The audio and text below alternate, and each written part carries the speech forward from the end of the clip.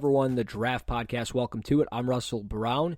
I'm riding on a solo for a Thursday night edition of the show. CP Christian Page not able to join me, but that's okay. I am here to give you guys some insight on the Carson Wentz trade that happened today. Maybe you've been busy just with work or going through some things with all the crazy weather that's been hitting our country, and you haven't seen the news, but Carson Wentz has been traded from the Philadelphia Eagles to the Indianapolis Colts for 2 draft picks, and this has been news that's broke about noon today. I just haven't had a shot to really sit down and look everything over and get in front of a microphone to break it down, but now I am, and we're going to get into it. Before I get into the trade, what the Eagles do from here, from the 6th pick on, what does it mean for the salary cap, what do the Colts do?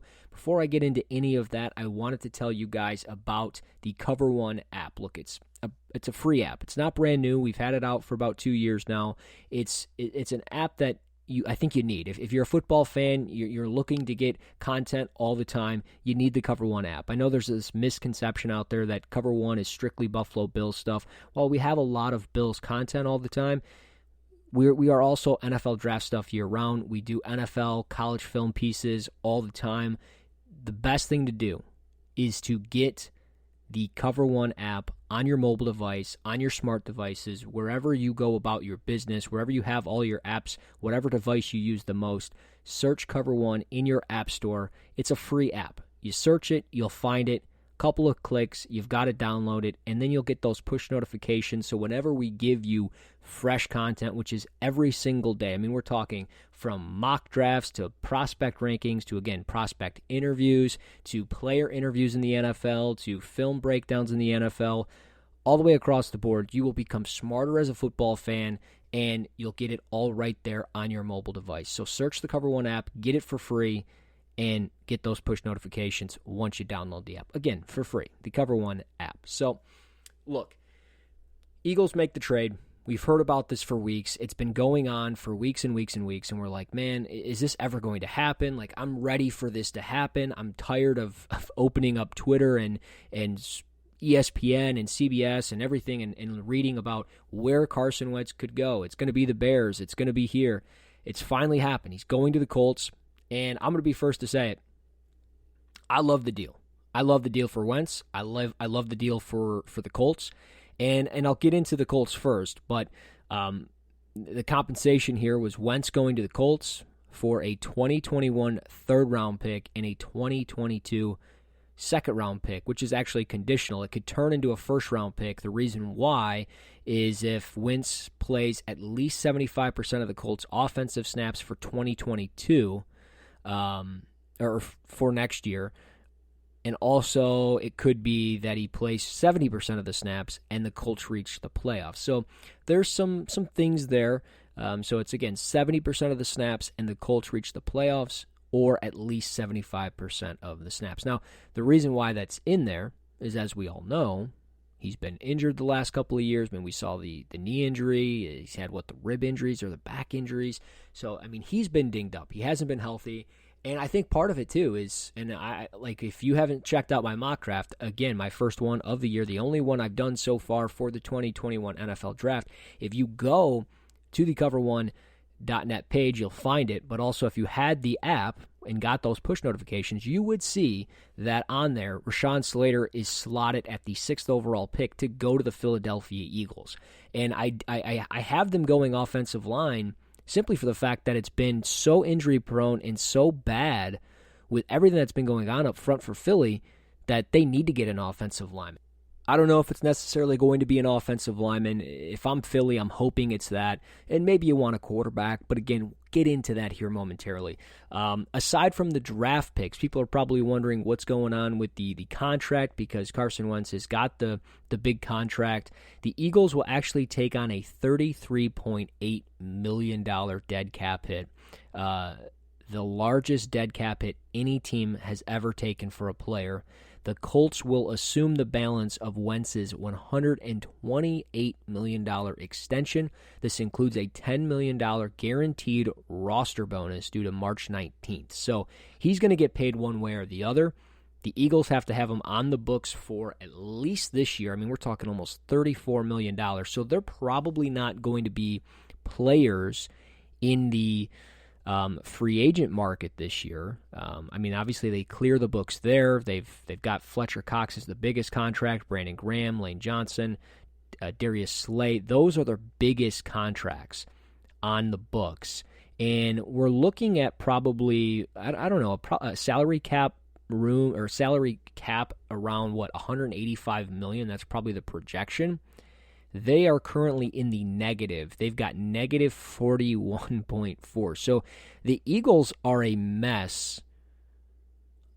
The Eagles are a mess on the books. Oh my God, that's crazy. I did not know. Obviously $34 million of that is dead cap money.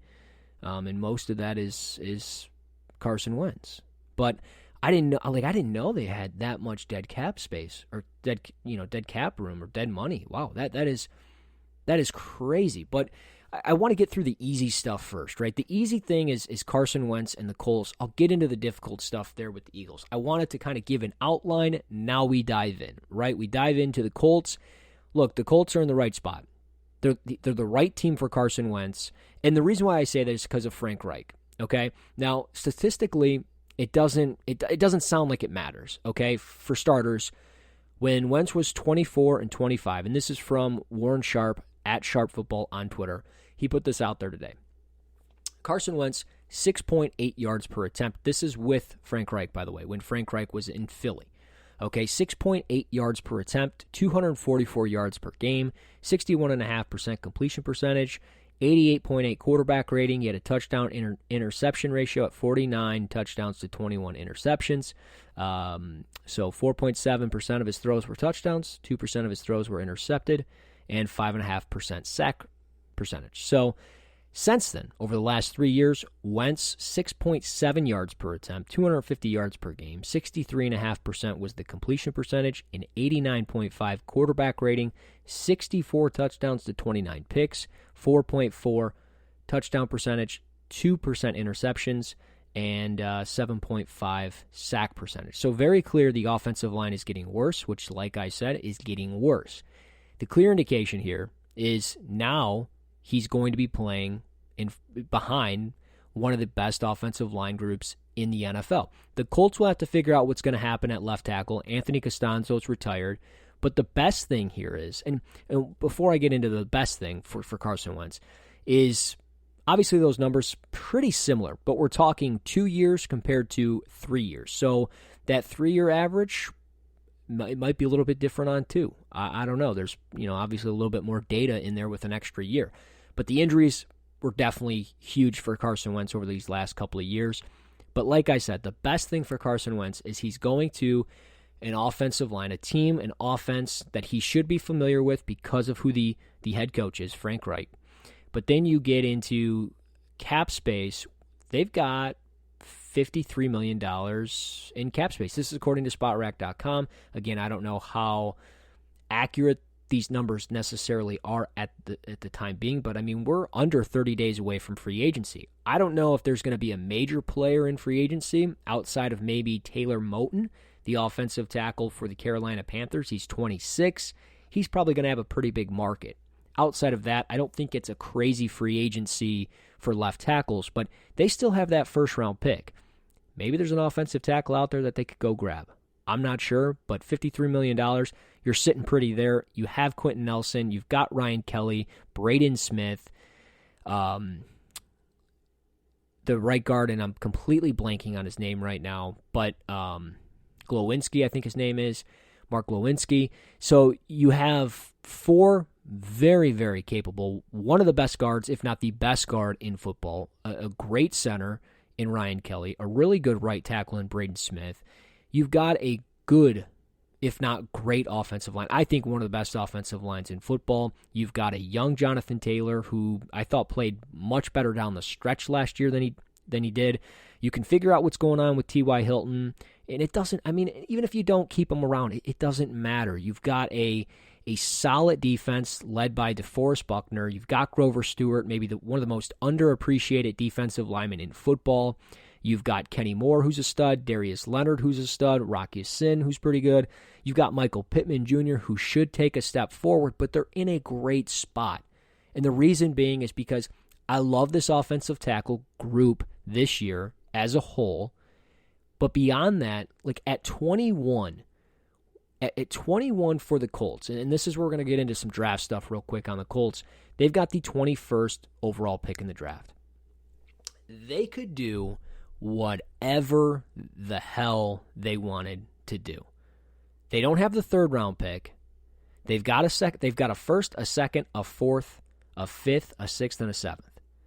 They could go defense if they wanted to. If they wanted to go with, let's say, an edge rusher, let's say a Greg Russo is there, maybe a Jalen Phillips, one of those Miami, Florida kids are there. Maybe they like Zaven Collins, who could be projected as an edge rusher, or maybe he plays linebacker. There's some question marks on Micah Parsons. Does he fall? And if he falls, do you take him? I mean, the Colts, they take him. They roll the dice on him. Maybe that's an option. Is Kwity Paye going to fall down the board? Is Azeez Ojulari not big enough to play in that scheme? Maybe not, but you put him on a side with DeForest Buckner. I mean, that sounds pretty dangerous to me. But you move to the offensive side of the football. You look at offensive tackle. You look at wide receiver. Rashad Bateman, if he's there at 21, I mean, we're just getting too cute, right? We're getting a little too cute. They still have Paris Campbell. They have Jack Doyle. So they've got some weapons. Nyheim Hines obviously could be utilized in the passing game no matter who the quarterback is. But if you look at offensive tackle at 21, I mean, Sam Cosmi, is Jalen Mayfield, is that a little too rich? Probably, because I think he's more of a guard than a right tackle, and I don't know if he could play left tackle for the Colts. You talk about Tevin Jenkins. I like him at right tackle more than left tackle. But the guy I love for them at 21 is Dylan Ray Duns. And I'm not saying, well, I am, but I'm not necessarily saying it because he went to North Dakota State too, but I think that might give just somebody somebody that is familiar with Carson Wentz, similar just situations coming out of the same school. I think there's a bond there regardless, and maybe that will pique some interest and really rejuvenate Carson Wentz, because the last thing you want is for him to not have any confidence. I saw some things floating on Twitter today that the Colts should look at a quarterback, the Eagles should look at a quarterback, and I'll get into the Eagles stuff, sure, but for the Colts, they shouldn't still look at a quarterback. You're gonna what? Take Mac Jones if he's there? If you want to, I guess, but why? You're bringing in a quarterback you got to pay a bunch of money to anyways. He's on your books. Go out and win now. You're not going to win if he's not confident. He lost his confidence when Jalen Hurts was announced as that pick last year for the Philadelphia Eagles. The same thing's going to happen here, especially if you do it in the first round. So, to me, like, you have Jacoby Brissett. That's your backup. That's the guy you're rolling with. Let it be. I know not everybody loves him, but for me, if I'm the Colts, I'm looking at an offensive tackle in the first round. I'm looking at Dylan Ray Duns, maybe an Alex Leatherwood, but he worried me a little bit after the Senior Bowl, just watching some of his practice. Now, I still love him as a player. I still think he's a top 25 player, so I'm not crazy concerned, but I am a little bit worried that teams will not view him the same way I'm viewing him. Just because I view him one way doesn't mean the NFL is going to view him the same way.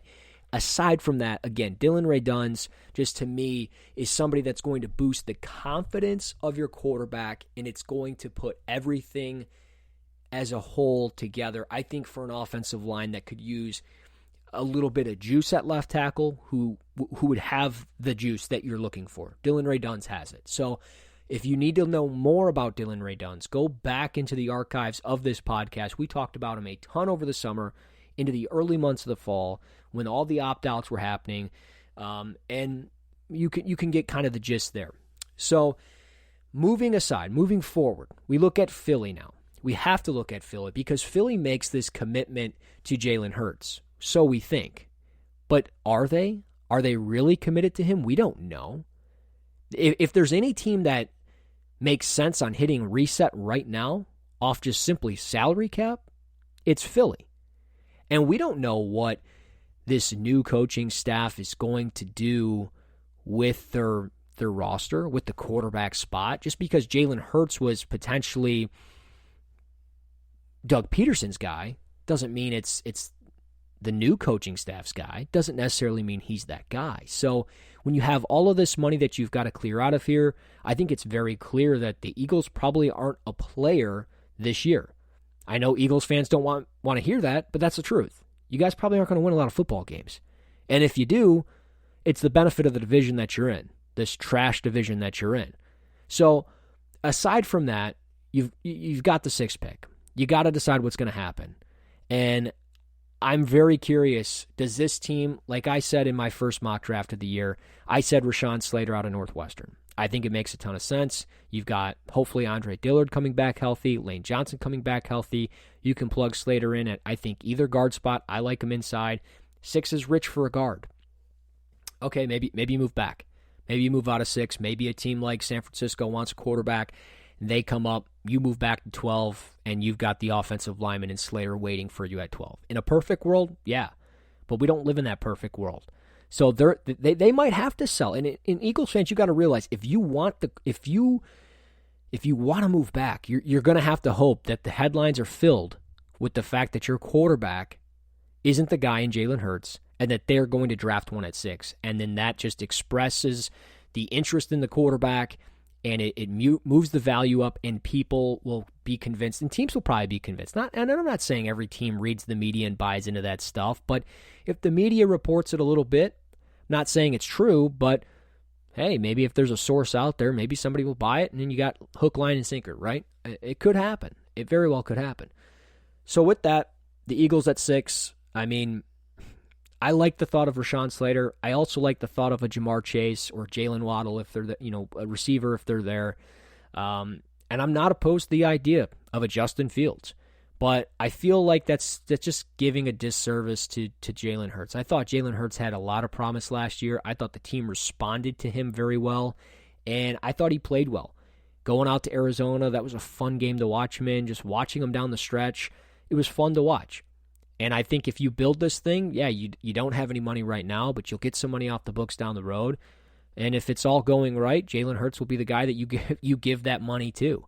But you got to build this thing up right, and you got to do it, I think, around your potential future quarterback in Jalen Hurts. But again, it all depends on what this coaching staff believes in and what they're thinking. Again, I think offensive line is the way to start.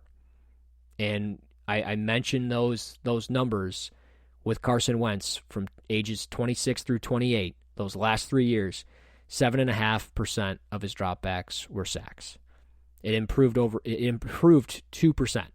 So if you don't start taking care of the offensive line, you're not going to be able to take care of your quarterbacks, and I think you have to do it. So hopefully that plays out in the right way. I know there was some conversation being said that, hey, they're actually maybe looking at Kyle Pitts because Zach Ertz is done. He's not going to be back in Philly. Well, you still have Dallas Goedert. So is Kyle Pitts at 6 a little bit rich? I mean, I guess that's the question for Eagles fans out there. Do you want an interior offensive lineman or a potential offensive tackle, somebody that I would probably compare to like a Deion Dawkins in Rashawn Slater? Is that who you would want?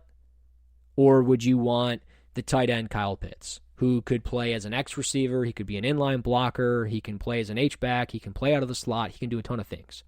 So there's so many different options. But for starters, I personally think you have to go offensive line.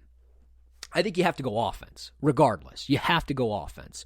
Unless they absolutely fall in love with Micah Parsons, unless they fall in love with one of these edge rushers like Kwity Paye or something, but or they fall in love with a Patrick Surtain or a Caleb Farley or maybe J.C. Horn. But me personally, if I'm running the Eagles and if I'm running the Colts, both teams, I'm going after an offensive lineman.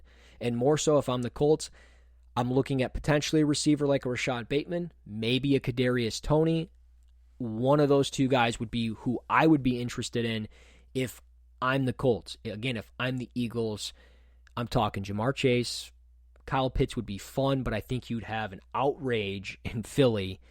I would be thinking Rashawn Slater because I don't think Penei Sewell's going to be there. But the fun conversation is Justin Fields. Is Justin Fields that guy? Is Zach Wilson that guy? Is Trey Lance that guy? Are they going to replace one North Dakota State quarterback with another North Dakota State quarterback? There's so many different options and scenarios that you can go through. I'm not going to be able to get through them all because I wanted this to be quick, relatively quick. I think if there is a quarterback that makes sense for Philly, I think it would probably be Trey Lance or Justin Fields. But I think this thing's going to be built around Jalen Hurts. I think it should be. And I think at that rate, I think you're looking at, you just hit reset at quarterback. You've got a quarterback that showed what he could do.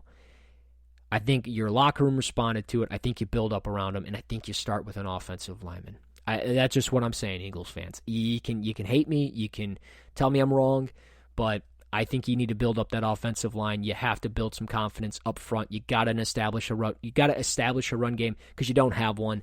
So that's the way to do it, right? Offensive lineman. So you got plenty of picks. You got some of the contract off the books, but not all of it. You got to eat up what you can this year.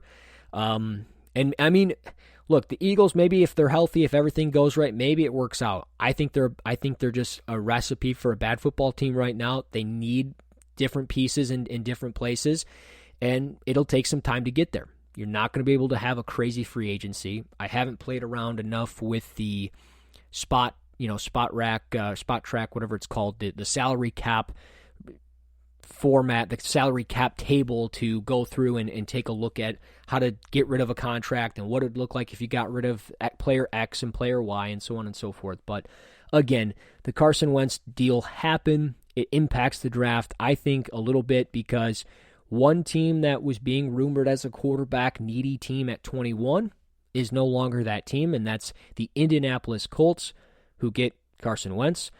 And I think they'll put their focus on an offensive tackle or a wide receiver at 21. Maybe the best defensive player available makes sense for them as well at 21. But again, I think it's Dylan Raduns, Rashad Bateman, Kadarius Toney. I don't think you can go wrong if you're the Indianapolis Colts there. Aside from that, you look at the Eagles at 6. Again, it's a new day for that franchise. You got Jalen Hurts. You got to build it around there. You have no money, so you're not going to go crazy in free agency. But again, at 6, you build around your quarterback. And I guess no matter what offensive player you take, as really long as it's not a running back, I think you're okay. And I would think if you're building it around Jalen Hurts, you're not taking a quarterback either. But if you did, I mean, Justin Fields to me makes the most sense. But I wouldn't be surprised if it was a Trey Lance either. So we will see what happens on that front when we get closer to draft day. We will run through more scenarios, myself and Christian Page, potentially as well Zach Hicks, who does a great job over at Stampede Blue. Maybe I'll bring him on to talk a little bit more Colts stuff.